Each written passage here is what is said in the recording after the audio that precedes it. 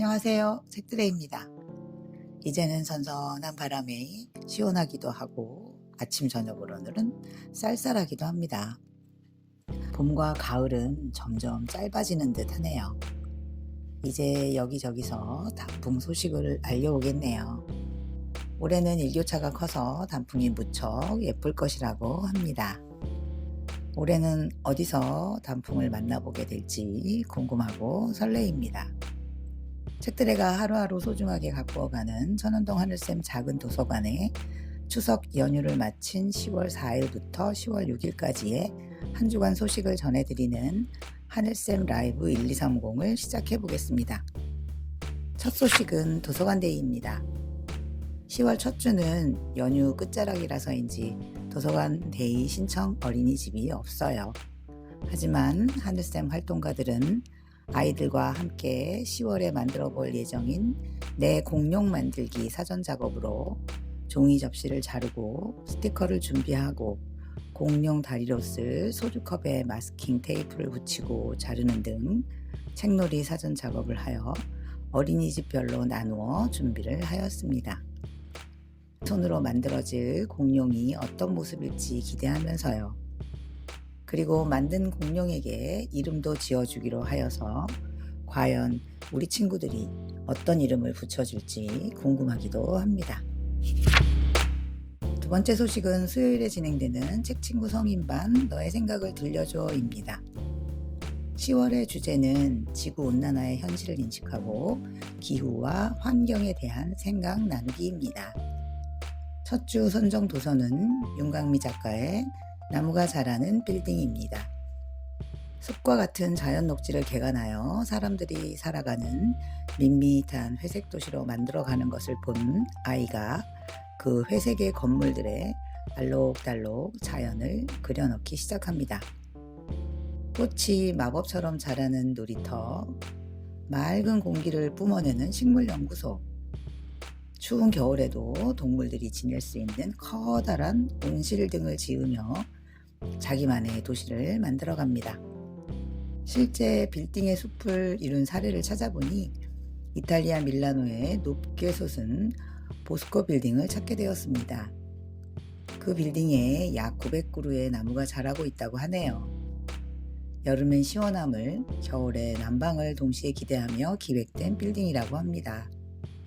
초록이 아름다워 보임과 동시에 인위적인 모습이 좀 불안하다는 느낌이 있다고 입을 모았습니다.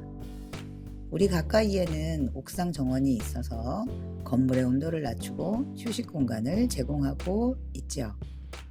녹지를 가까이 하려는 인간의 노력에 대해 이야기를 나누며 내가 살고 싶은 빌딩이나 도시를 스케치북에 생각하며 그려보고 뿌듯했답니다. 우리 모두 건물주구나 하고는 한바탕 웃어보았답니다.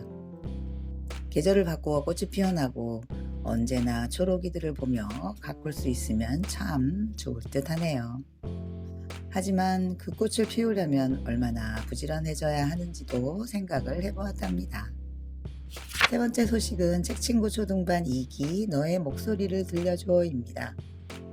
10월의 주제는 엄마 아빠 불러보는 동시와 동요로 첫 주에는 김소월님의 엄마야 누나야를 함께 했습니다.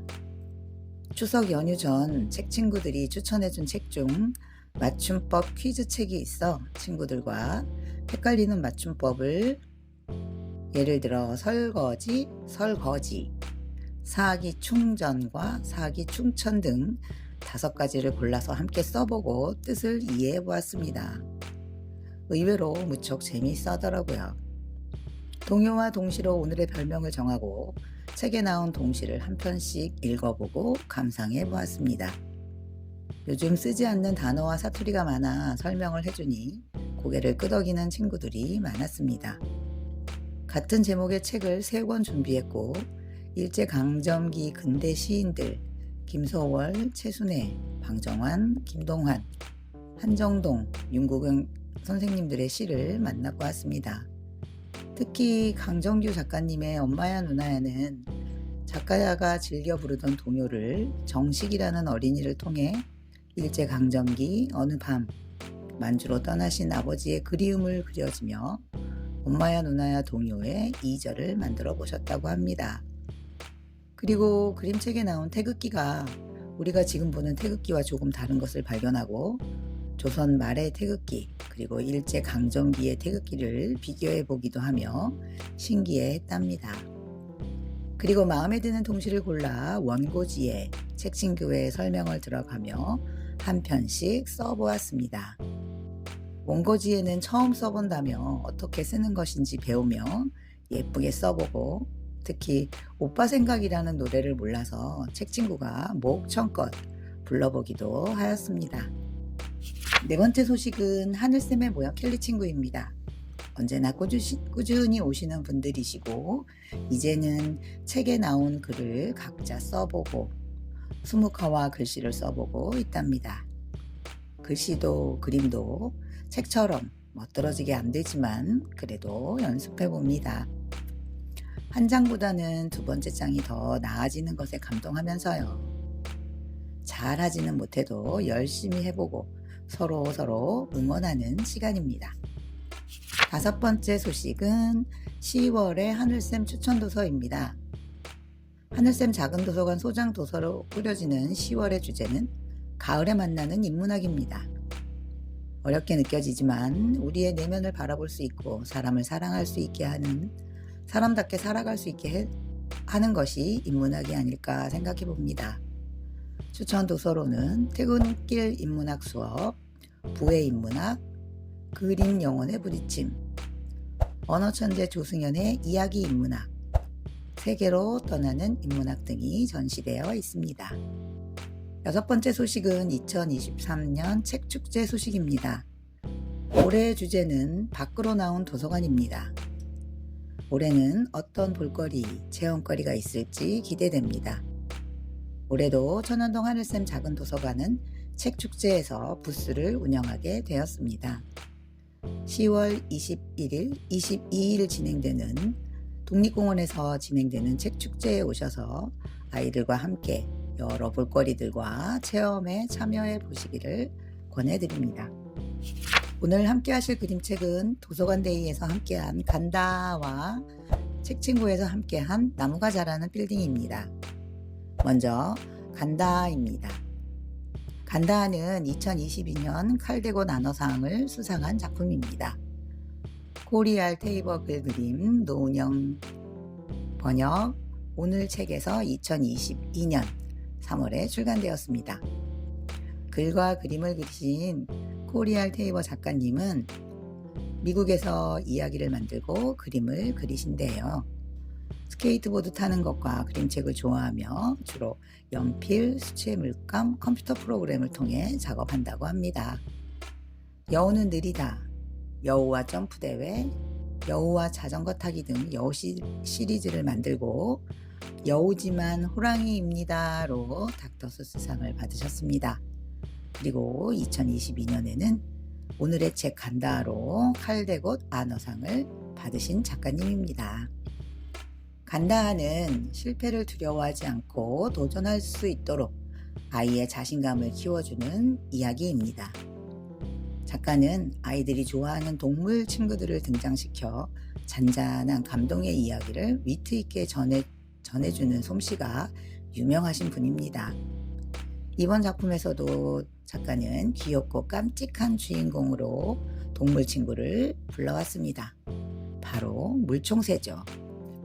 꼬마 물총새 멜의 용감한 첫 비행 도전을 가슴 졸이며 그러나 유쾌하고 신나게 그려냈습니다.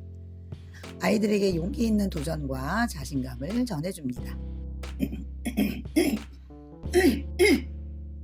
아이들은 간다를 읽으면서 주인공 멜에게 감정이입하며 긴장하고 걱정하고 신나합니다. 그리고 책을 덮고 나면 나도 도전해볼까 하는 마음의 힘, 용기를 갖게 됩니다.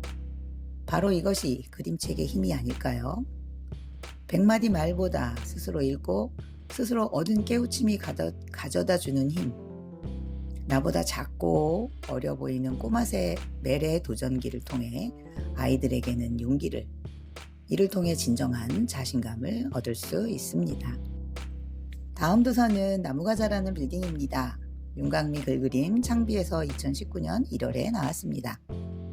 글과 그림을 그리신 윤광미 작가님은 2018년 언프린티어 아이디어 전시에서 관람객 투표를 통해 출판 지원 작가에 선정되었습니다. 나무가 자라는 빌딩은 작가의 첫 창작 그림책입니다. 그리고 윤동주 님의 동시 반딧불에서 영감을 받아 달빛 조각을 지었습니다. 회색 도시를 초록 도시로 바꾸는 산뜻한 상상력을 그린 책으로 아이가 작은 씨앗처럼 품은 상상을 따라가는 그림책입니다. 회색 도시가 초록빛으로 바뀌는 모습이 화려한 색채로 표현되어 환상적으로 펼쳐집니다.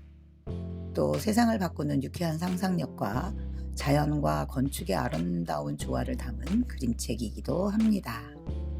나무가 자라는 빌딩에서 아이는 자기가 살 집을 아주 크고 높은 빌딩으로 짓고 싶다고 말합니다. 그 빌딩에는 동네 사람들이 놀러 올 수 있게 방을 많이 만들고 거리 고양이들이 쉬며 지낼 곳도 만듭니다. 꼭대기층에는 집에 찾아오는 누구나 맛있는 음식을 먹을 수 있는 식당을 열고 다른 이들에게도 언제나 문이 열린 집을 상상하고 누군가 키우기 힘든 꽃이나 나무를 정성스럽게 돌보는 아이의 행동은 어른들의 욕망으로 끊임없이 개발되는 도시를 바꾸어냅니다. 아이는 사람과 세상의 모든 동물과 식물이 한데 어울리며 평화롭게 지내는 도시, 로봇이 꽃을 가꾸고 장애인과 비장애인의 편견 없이 지내는 미래, 모두가 함께 사는 세상을 꿈꾸며 계속 그림을 그리겠다고 다짐합니다. 나무가 자라는 빌딩은 꽃과 나무를 좋아하는 아이가 자그마한 씨앗처럼 품은 희망을 그린 그림책입니다. 가을이 바로 우리 옆에 와 있습니다. 짧은 가을, 우리 주변의 변화를 느껴보시기를 추천드리며 책들애가 준비한 하늘샘 라이브 1230 112회를 여기서 마치도록 하겠습니다. 오늘도 귀한 시간 함께 해주셔서 고맙습니다.